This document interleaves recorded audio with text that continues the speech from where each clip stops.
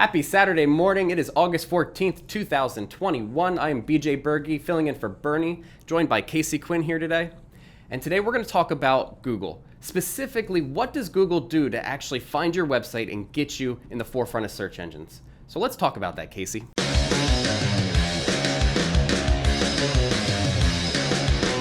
Everybody watching the show right now, everyone that tunes in each week, they want to rank at the top of Google, but not a lot of people really understand how Google even works.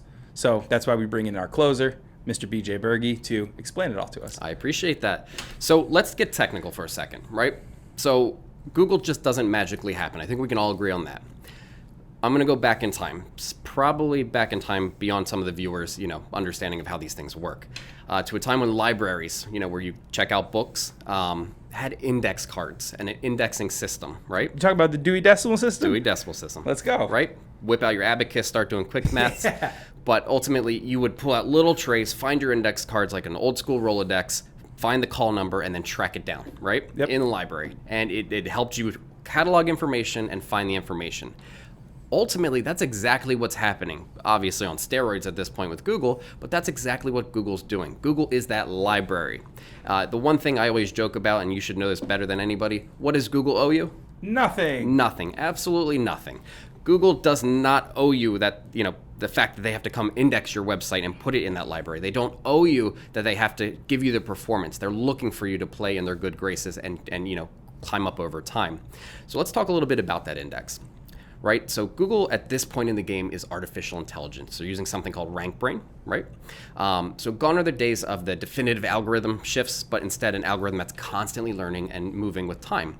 The reason it's AI is because it's about more intent and about you as the end user.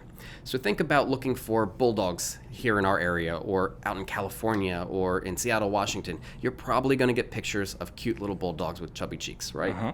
Yep. But on the other side of the fence, if I'm living in Georgia and I start searching for bulldogs, I'm probably going to get the collegiate team.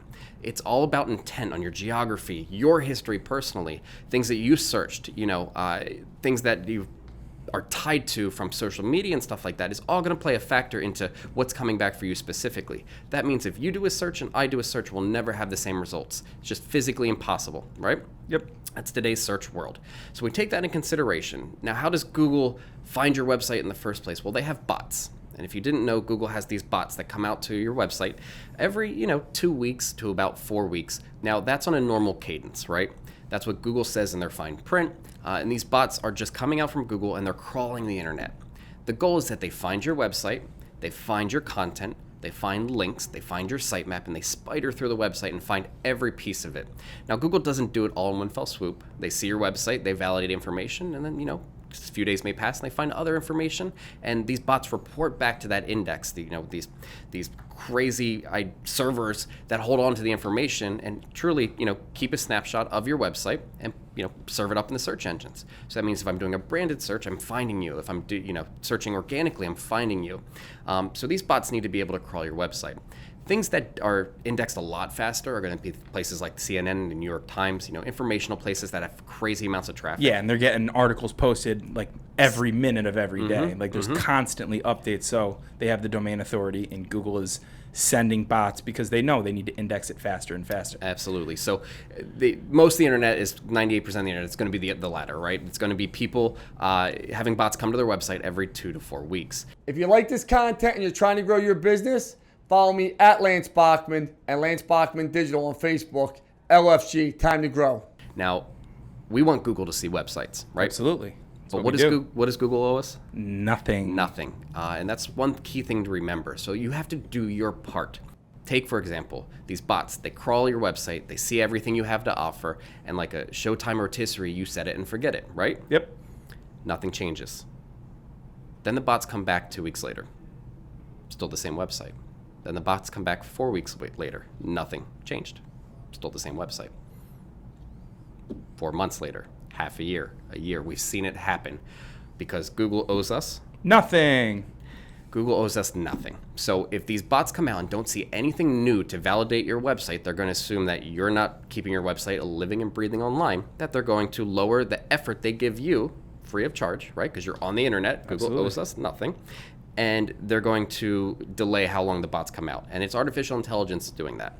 So the longer it takes you to change anything, that doesn't mean you're changing your website content every day. You have to stay consistent. I don't want that to be misinterpreted. What they're looking for is, updates to your website. Are you adding more information? Does that come in the form of news or blogs, right? Do they see new links coming in and out? So the whole idea is don't let your website go stale, but your content can stay the same on the website. So with that being said, if those bots are delaying, it puts us in a position where your website's not being found.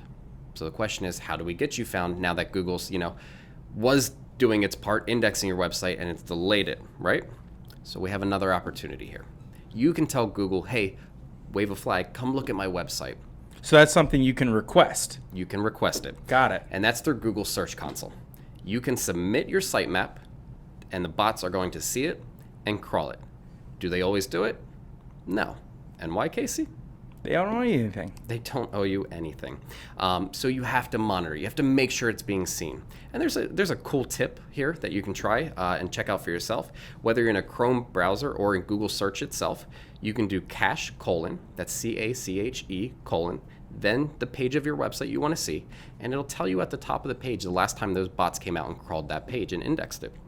It's a powerful tool to know, hey, the bots are looking at my website. Now, if you're performing for SEO and everything's great, more power to you. You probably don't need to pay attention to this. But if you're trying to grow your campaign or take your online presence even further, this is something you need to watch, and something we watch for all our clients. Ultimately, if Google isn't seeing your pages, and there's technical reasons, right? There's reasons that can block you from seeing it. You can go in and request certain pages one by one to be seen by Google. Now, here's the catch. You can abuse it and there's diminishing returns. If Google sees you in there every day going trigger happy. Hey, check me out. Hey, check me out. Hey, check me out every single day. Yep. They're not going to take you serious. Makes sense. It's like the boy who cried wolf. 100%. So Google has a job to do in the sense that they're going to put the bots out there because ultimately the bots crawl your website, brings websites back to Google. People use Google. Google can serve up ads. Google gets paid, right? Long succession of dominoes, but there's a reason to it. So from an organic standpoint, we want our pages to be indexed. We don't want to abuse it if we're submitting it in Search Console to be seen. But if you have tricky pages that aren't being seen, submit it. Give it a couple weeks. Not being seen again, let's try again, right? If not, chances are you have a technical issue that has, needs more addressing than just a page not being seen. So in terms of pages ranking on Google, it's not only that these bots are crawling on a regular basis, they're seeing that you're interacting with the site, they're seeing that it's got a living, breathing element to it, but then there's also the intent side of it, correct? Because I know that there's the page experience update that's been rolling out. It's been almost, a full year now, and it's finally starting to impact people, and it's all based around their users' intent. What are they trying to get, whether it's that transactional intent, whether it's navigational intent, whether it's informational intent, but it's all based on serving up the best content for each individual person. Because like you said, you and I don't have the exact same results that are going to show based on our location, our interests, and I definitely encourage people to check out what they're already flagged for on their Google accounts for their interests, because I dove into it the other day, and it's kind of remarkable. My work account versus my home account, seeing my interests, and it's two totally different personas. 100%. So here's a test everyone can do at home, right? Something you can try. Bring up your laptop, your desktop, and do a search. Bring up your mobile device and do the same search. You can be logged in on both, in your Gmail, whatever, and do the same search. Your results will differ, and here's why. On your mobile device, that is something that's tied to you, so it's learning you beyond what you're doing on desktop, and the two share information with each other. So your search, and if it's, if you search for pizza, and then you start typing the best of, it'll auto-populate pizza, and it's going to take your idea and add to it if you're searching in succession with each other until you do a brand new search that pivots away from that. So it's trying to feed you answers faster than you know you need them. That's the name of the game with Google. That's where Google brings its value. So if I'm using Google's SMS services to have text message conversations and say, hey, we should check out a movie, it's going to auto-populate movie times close to me. It's trying to make ease of life and quality of life a lot better, sometimes scary, right? Yeah. Also on your mobile device, you're going to see apps come into play, because in Google, apps can show in search results. More notably on the Android market, which I'd love to say is 50-50 right now, but we'll leave that one. We'll agree to disagree on that. Google has it even more powerful that you don't need to install an app to run a trial of it, which makes, app optimization that much more powerful. That's wild. It's crazy. There's just so much more you can do. And we can agree that voice search gets you one result. So you have to be the best upon the best. And there's other things you can do to be seen online. Here's a crazy tip that I want to, kind of wrap up everything with. Video. I truly don't think people understand the power of video, right? Yeah, it's next level. 100%. On mobile, we have no attention span. 1 second, 1.5 seconds if you're lucky. On desktop, 3 if you're lucky. If the video gets my attention, I will watch it. That's the cadence for most of the internet, right? YouTube videos now have transcriptions that are automatically happening in the background. Why is this important? So the clearer the spoken word in your YouTube videos that you're using in Google, which owns YouTube, right? The more likely they are to be found and featured in Google search results. So prime example, how to tie a tie, right? Yeah. You could make a video with no text on the screen, no subtitles, no nothing, put it on YouTube. If the text is clear, Google will read that information and make it a viable search result if applicable. That's wild. So it's going into your video. You don't even have to upload captions to it or transcriptions or anything like that. It'll physically go in there, pull out what you're saying, and then you can rank that video without doing anything on your own? Yeah, it's what we call featured snippets. It's it's a topic for another day, but the power of video is far beyond just, hey, watch what I have and be flashy about it and look good doing it. It's, oh, wow, there's a whole level of digital marketing that's tied around this. And you can go in and put your own closed captioning, so it is 100% spot on because everyone's got a dialect, everyone's got their own accent, no matter where you grew up in the world. And, it's not always going to be 100%. It tries to get it to be 100%, and if it can understand it, great. And if you have the money to go get voiceover talent, do it. You can find it for $50 to $100 online, get somebody to read your information, it's clear as day, and now your videos are more likely to go through that process with YouTube and then benefit you on Google.